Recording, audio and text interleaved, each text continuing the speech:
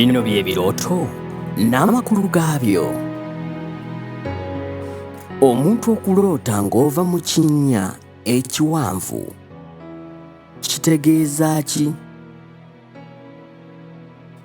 Mpulidde abantu bangi ng'agamba naloose nga nva mu kinnya, naye simanyi kiki kitegeeza. Kale kitegeeza kino wammanga: okuva mu kinnya kiba kitegeeza obadde mu bizibu bingi nnyo, obadde mu mitawaana mingi nnyo, naye ku lw'ekisa kya Katonda n'essaala zo oba n'essaala z'omuntu omulala, oyo amanyi ku kizibu kyo. Mu bizibu ebyo ovuddeyo, era ekirooto ekyo bangi bakiroota ennyo nga waaba ava mu kinnya.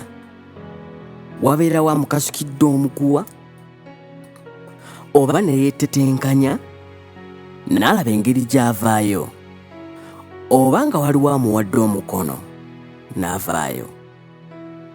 Era waba avaayo, watera okubaawo abantu abamukulisa ekinnya ekyo ky'avaamu. Kale kino kiba kikulaga nti ebizibu by'olimu oba emitawaana gy'olimu ogivuunuse, oba ogenda kugivuunuka. Kuba twagamba nti bw'ogwa mu kinnya giba mitawaana, era oba ogivuddemu, emitawaana egyo obeera ogivuunuse era ng'owangudde olutalo. Olina kwebaza Katonda wo.